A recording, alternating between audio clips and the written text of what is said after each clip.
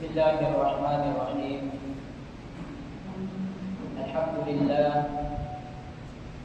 Innal hamdalillah nahmaduhu wa nasta'inuhu wa nastaghfiruh wa na'udzu billahi min shururi anfusina wa min sayyiati a'malina. Man yahdihillahu fala mudilla lahu wa man yudlilhu fala hadiya lahu. ونشهد أن لا إله إلا الله ونشهد أن سيدنا ومولانا محمدا عبده ورسوله صلى الله عليه وسلم وعلى آله وصحبه ومن تبعهم بإحسان إلى يوم الدين وسلم تسليما كثيرا وبعد.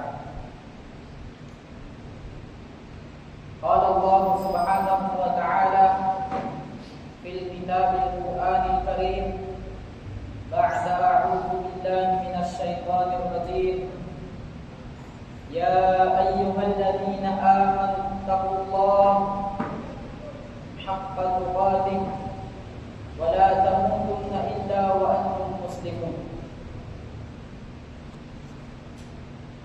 وقال النبي صلى الله عليه وسلم في حديثه الشريف من أحيا سنتي فقد أحبني ومن أحبني كان معي في الجنة. صدق الله العظيم وصدق رسول الله صلى الله عليه وسلم. Mga magulang at mga kapatid sa pananampalataya ng Islam, lubos po tayo nagpapasalamat sa Allah subhanahu wa ta'ala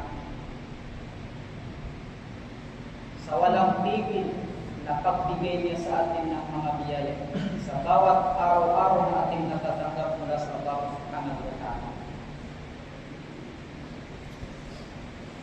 Dahil nabanggit ng Allah subhanahu wa ta'ala sa banal na Quran, sabi ng Allah subhanahu wa ta'ala, wa in ta'uddu ni'matallahi la tuhsuha.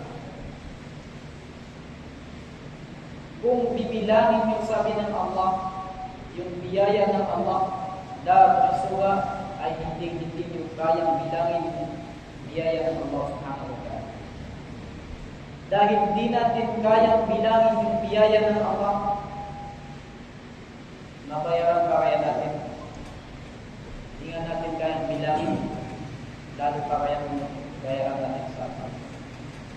At dahil hindi natin kayang bayaran sa Allah subhanahu wa ta'ala,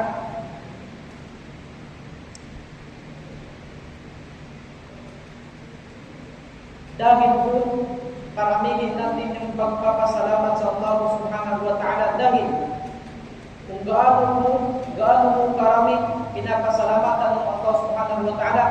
ganun din pinaparami ng Allah yung mga biyaya niya na binibigay niya sa iyo. Diba?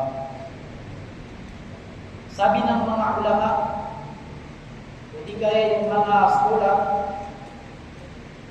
yung biyaya ng Allah subhanahu wa ta'ala na ating tinutukoy ay may mga klase.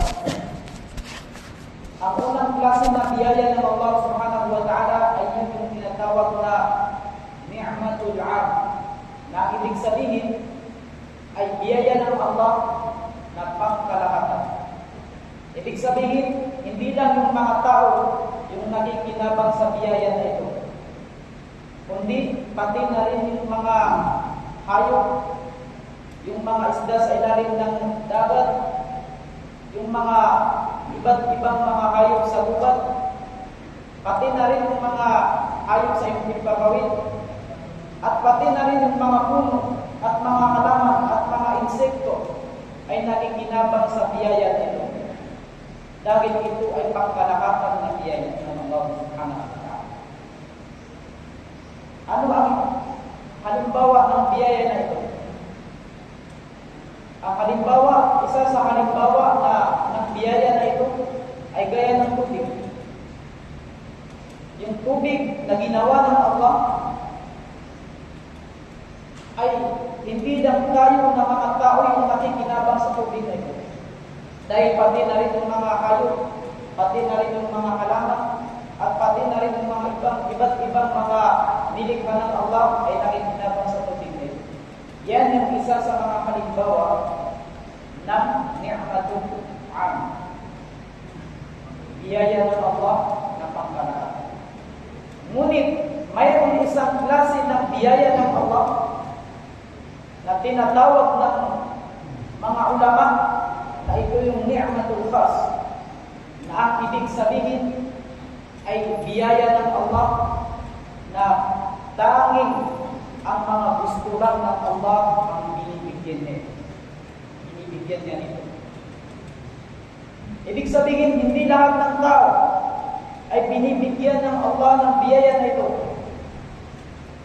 Kahit Muslim ka man, o kahit Maranao ka man, kahit Maguindanao, Tausug ka man, o di kahit anong tribo ka man,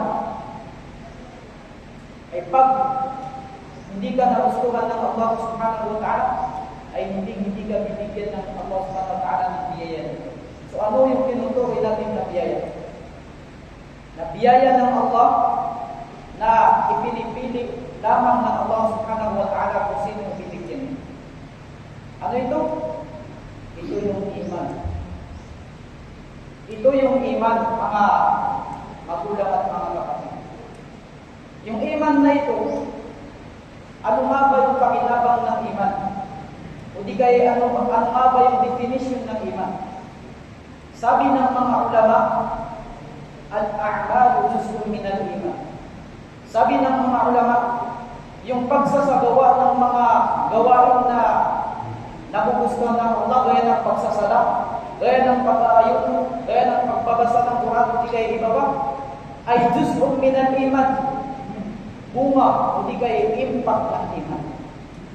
So, ibig sabihin, kaya mo, kumbaga nakakayanan putulin yung gawain mo, o di kaya kahit gaano ka man kabisi sa mga gawain mo, kahit gaano ka man kabisi sa opisina mo, pag nalaman mo na dumating yung oras ng sala, ay nakakayanan mo na putulin yung gawain mo alang-alang sa pagsamba sa Allah subhanahu wa ta'ala. Yun yung isa sa mga pawid ng iman, kapangyarihan ng iman. Na dahil sa iman na yun na nasa puso mo, nakakayanan mo, kumbaga na kahit gaano pa kalayo yung masjid ng Allah subhanahu wa ta'ala, nakakapunta ka pa rin dahil nasa sayo, nasa puso mo ang iman na binigay ng Allah subhanahu wa ta'ala.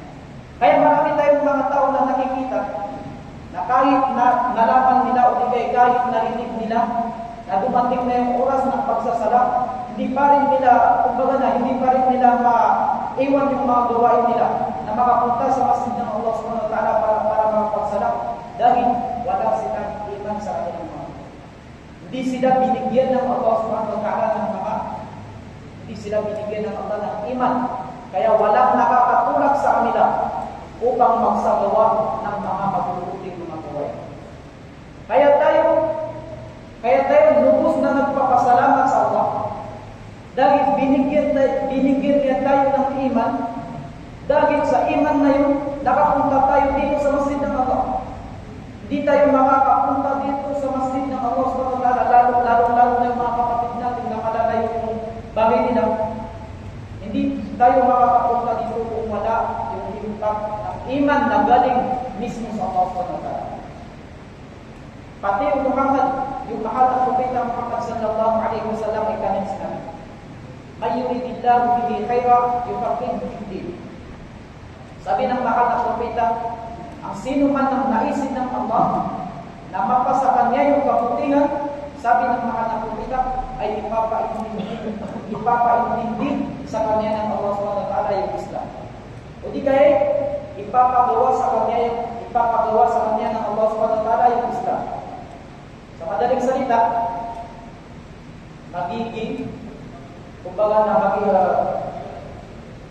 tagapagsalamat, hindi kayo magiging tagapagtayuan, hindi kayo madali lang sa iyo yung paggawa ng mga gawain ng mga mabubuti.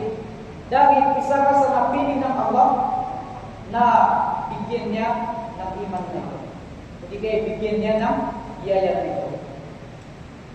Pati na rin yung mga sahaba, ibig sabihin ng mga sahaba, yan yung mga tao na umabot sa panahon ng Rasulullah sallallahu alaihi wasallam at sinunod nila yung Muhammad sallallahu alaihi wasallam.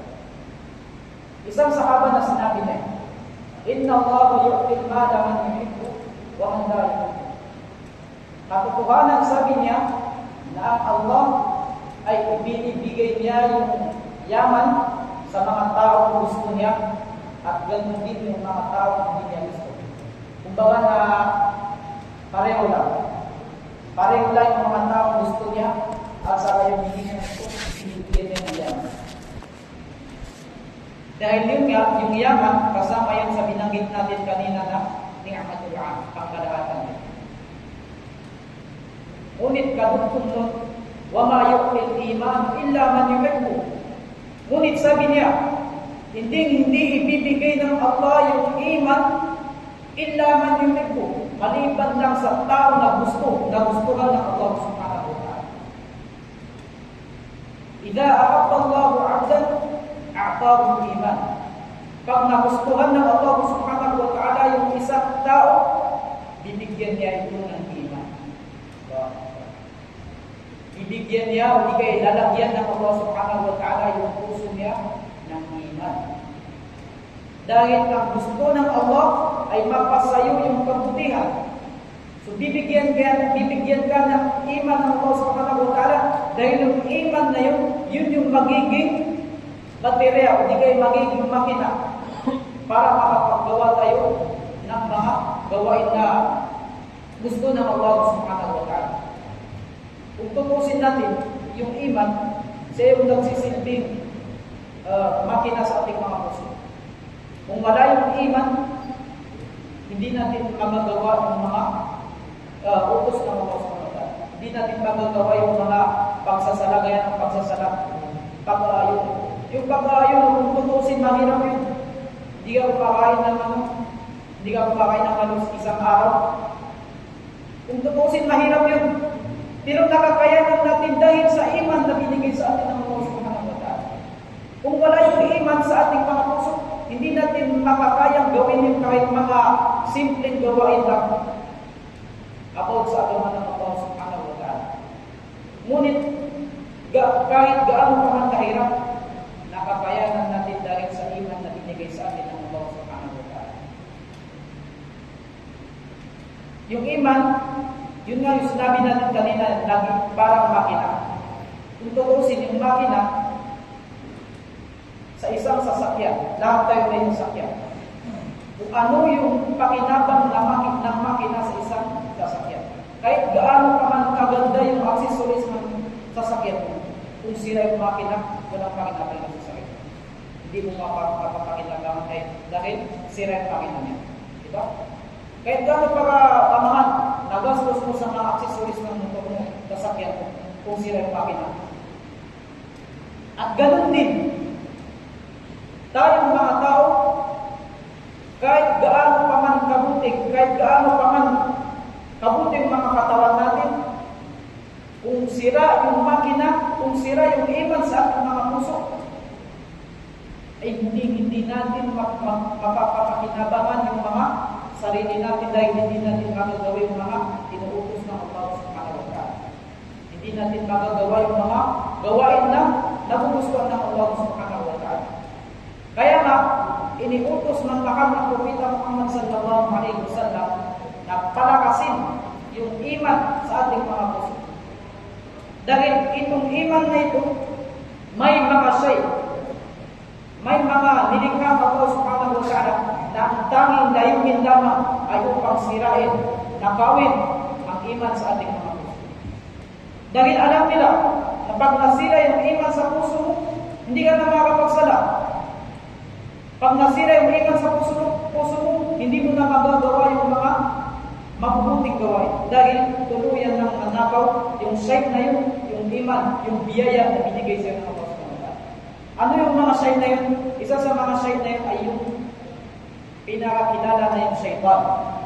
Yung shaitan, nabanggit pa sa Quran, inna shaitana ya'idukumul faqr wa ya'murukum bil fahsya.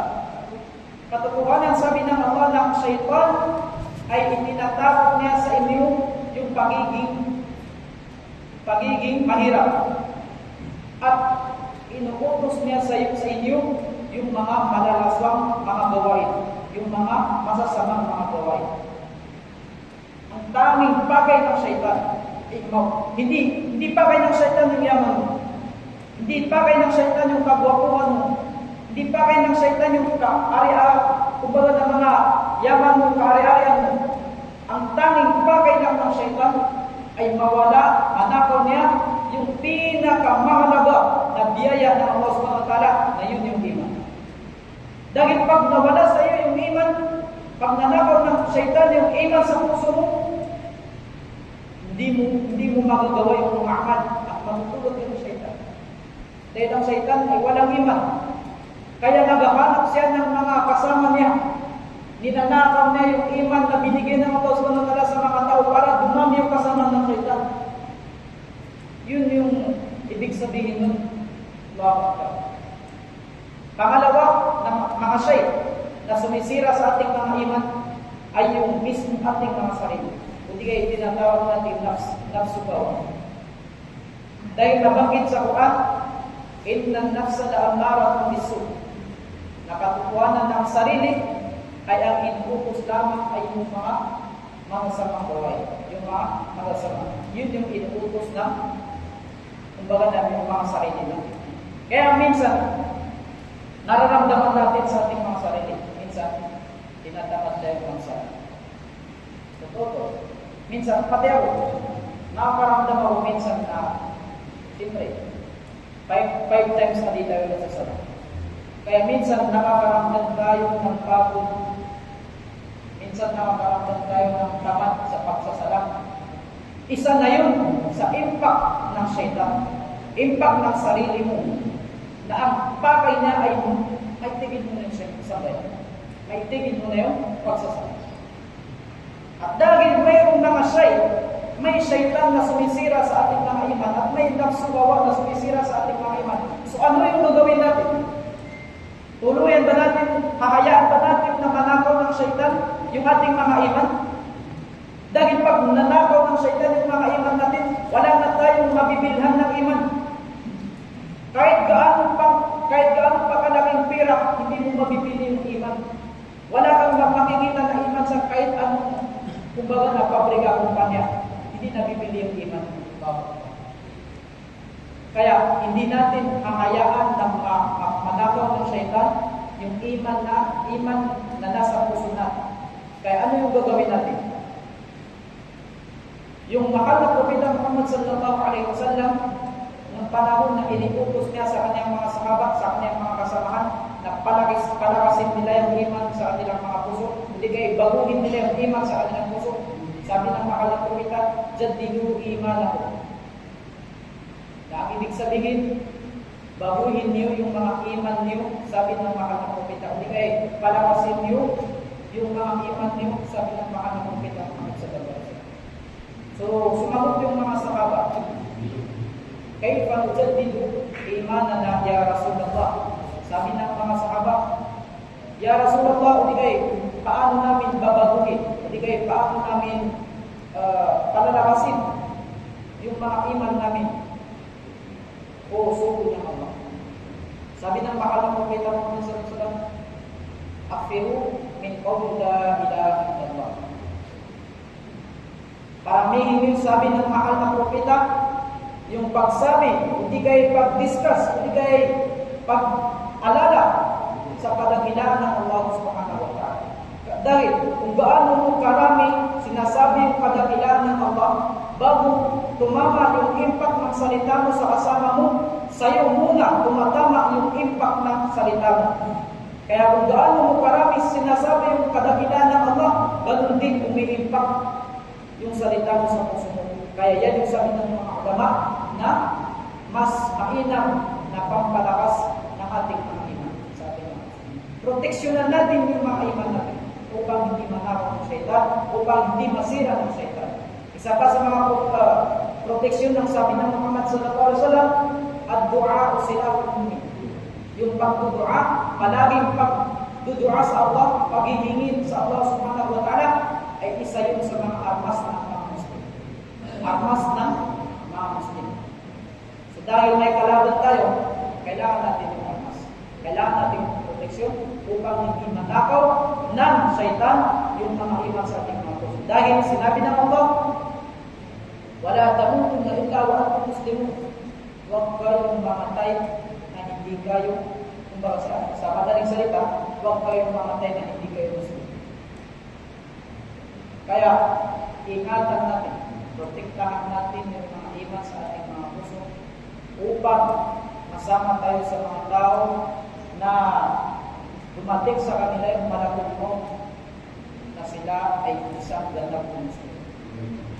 Inshallah, hihingin natin sa Allah subhanahu wa ta'ala na tayo tanggapin ng Allah subhanahu wa ta'ala ang mga gawain natin about sa agaman ng Allah subhanahu wa ta'ala. Tanggapin ng Allah yung mga sala natin, tanggapin ng Allah yung mga dua natin, yung mga dikit natin, yung mga zakat natin, mga sadaqah natin, yung mga pag-aayuno natin, lalo na yung buwan ng Ramadan, ay lahat tanggapin ng Allah subhanahu wa ta'ala. Wa qulu qawli hadha fastaghfirullah li wa lakum wa li sa'iril muslimina min kulli dhanbin fastaghfiruhu innahu huwal ghafurur rahim.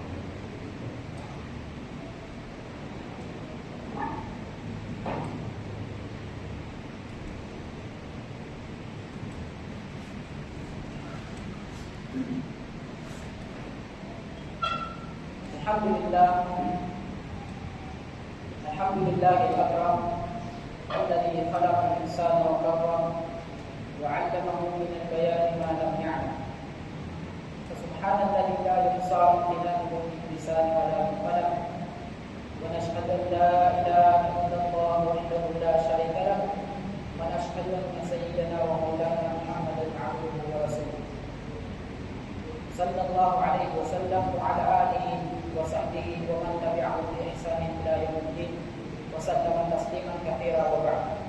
Qala Allah subhanahu wa ta'ala, ya ayyuhalladzina amanu taqullaha haqqa tuqatih wa la tamutunna illa wa antum muslimun. Wa Rasulullah sallallahu alaihi wasallam qala, al-a'malu bil khawatim. Sadaqallahu al-'azim wa sadaqa Rasulullah sallallahu alaihi wasallam. Mga magulang at mga kapatid sa pananampalataya ng Islam, yung lahat po ng nabanggit natin ay talakasin po natin yung mga niyat natin na isagawa natin yung mga naririnig natin about sa pagmamahan ng Allah subhanahu wa ta'ala. Kahit kunting karagdagan sa ating mga kaalaman, ngunit isa yun sa mga katulong sa atin sa paggawa ng mga kumbaga na sa paggawa ng Islam, hindi kayo paggawa ng Allah subhanahu wa ta'ala. dahil hindi natin alam kung kailan at kung saang lugar darating sa atin ang kamatayan. Dahil hindi natin alam kung kailan, hindi natin alam kung ilang taon pa ba, kung ilang buwan pa ba yung natitira sa ating mga oras dito sa mundo. Kaya pagpasensyahan nyo na yung pagsasalita ng Tagalog dahil hindi ko talaga nagsasalita ng Tagalog. Pinipractice ko lang ng Tagalog para sa ating mga kapatid na mga Balinska at sa mga kapatid natin na hindi nakapagpili ng Tagalog. Kaya kung may nasabi man ako dito na medyo labag sa inyong mga kalooban, ay hinihingi ko yun ng tawad dahil sa isa lang po akong estudyante, isa lang po akong nag-aaral pa sa Arabic, at isa po sa mga anak niyo, mga kapatid niyo, na nag-aaral pa. At kung may nasabi man ako na naging sumang-ayon sa kalooban niyo, ay hindi po galing sa akin, bagkus galing po sa tawfik ng Allah subhanahu wa ta'ala. Allahumma salli ala Sayyidina Muhammad wa ala ali Sayyidina Muhammad kama sallaita ala Ibrahim wa ala ali Ibrahim innaka Hamidum Majid. Allahumma rabbana ighfir lana dhunubana wa liwalidayna warhamhum kama rabbawna shighara wa li jami'il muslimina wal muslimat wal mu'minina wal mu'minat wal mujahidin wal mujahidat al ahya'i minhum wal amwat innaka sami'un qaribun mujibud da'wat. اللهم ربنا تقبل منا دعاءنا وصلاتنا وصيامنا وقيامنا وركوعنا وسجودنا وكل أعمالنا يا الله يا رب العالمين. اللهم وفقنا لما تحب وترضى واجعل آخرتنا خيرا من الأولى. اللهم اشف مرضانا ومرضى المسلمين وارحم موتنا وموتى المسلمين. اللهم اجعلنا من الراشدين واجعلنا من المتقين واجعلنا من الصابرين واجعلنا من عبادك الصالحين واجعلنا من الذين يجاهدون في سبيلك حقا يأمرون بالمعروف وينهون عن المنكر ولا يخافون لومة لائم. اللهم ارحمنا بترك المعاصي ونسألك فعل الخيرات وترك المنكرات وحب المساكين وأن تغفر لنا وترحمنا وإذا أردت فتنة في قوم فتوفنا غير مفتون ونسألك حبك وحب من يحبك وحب عمل الذي يقربنا إلى حبك. اللهم ربنا ظلمنا أنفسنا وإن لم تغفر لنا وترحمنا لنكونن من الخاسرين. ربنا لا تزغ قلوبنا بعد إذ هديتنا وهب لنا من لدنك رحمة إنك أنت الوهاب. ربنا آتنا في الدنيا حسنة وفي الآخرة حسنة وقنا عذاب النار وقنا عذاب الحشر وقنا عذاب الميزان وقنا عذاب السخرة الموت وقنا عذاب القبر وادخلنا الجنة مع الأبرار يا عزيز يا غفار يا أرحم الراحمين. وصلى الله تعالى على خير خلقه سيدنا محمد وعلى آله وصحبه وبارك وسلم. فاذكروا الله يذكركم وادعوه يستجب لكم ولذكر الله تعالى أعلى وجل وأكبر.